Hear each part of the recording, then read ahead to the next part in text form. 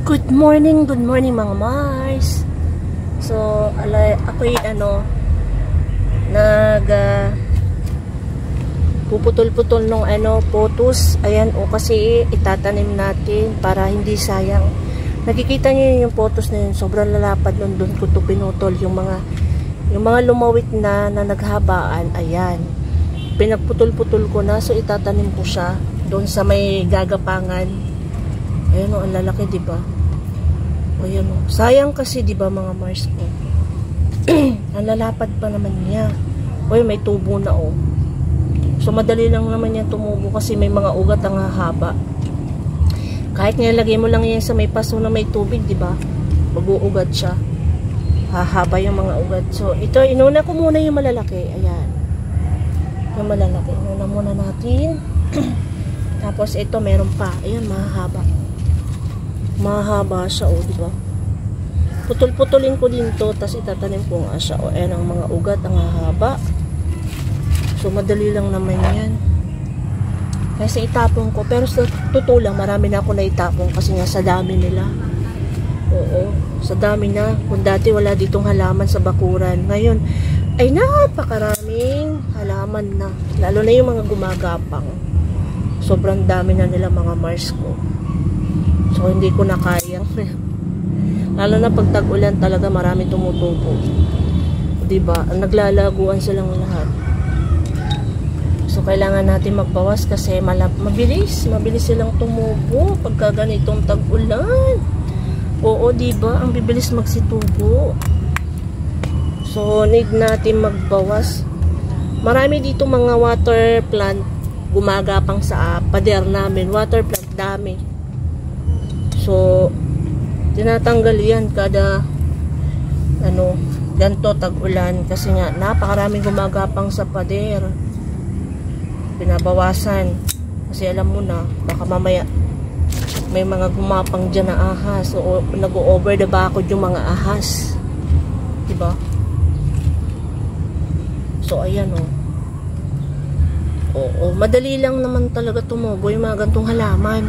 Sobrang dali, walang kahirap-hirap. Tsaka hindi siya alam mo yung pag itinanim mo dyan lang siya na hindi na siya alagain.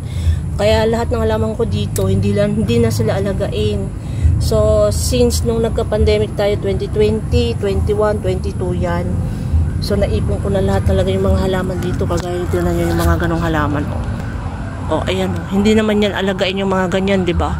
Hindi sila alagain. Kagaya nito, ang cute niya tingnan, ang gaganda ng kulay mga Mars ko. Diba? Nagkalat lang din yan dito sa akin. Ayan, mga ganyang halaman. Mga Sansevieria. Ito, sobrang ang daming anak.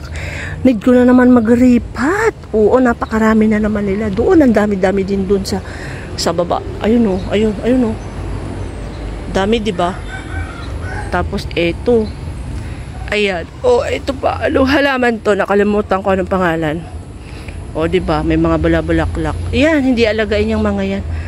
Ayan, sobrang dami. Kaya tinan nyo, nag-aagaw-agawan na sila dyan. Kailangan ko nga mag-ripat na. Ayan kakapal. Ang dami na nila. So, wala nga akong time. Kaya need ko na yan need ko na yan ilipat sa panibagong paso. Tapos ibang halaman ko, ayan, nandito sa puno ng kalamansi. Ayan. Tapos ito yung hindi naman tumitigil sa pamumulaklak. Yung ganitong halaman. Diba? Nandito lang naman yan sa ilalim ng kalamansi. May nahulog. May namitas ng kalamansi, nahulog to Bata pa to. Ayan yung mga photos, nagkalat talaga yan dito kasi nandito yan dati sa puno ng kalamansi. Sobrang dami nagkalat-kalat dyan. Ito pa yung mga naiwan dami pa. Ayan yung itatanim ko mga labs dami, diba? Ayan, puputulin ko pa kasi mahaba. Ayan diba? Dami yung mga kalamansi. Maraming bunga na naman. Ito, isa, dalawa, hanggang dun sa dulo. 3 puno ng kalamansi. May mga bunga. May mga bunga yan siya. Ayan malalaki na. Nakatago lang. Ayan, ito. Oh, ayan oh, malalaki na yan. Meron sa ilalim mararami, tsaka dun sa taas. Ayan oh. O pagka kailangan magkalamansi, pitas lang. Kasi nandito lang sila sa bakuran.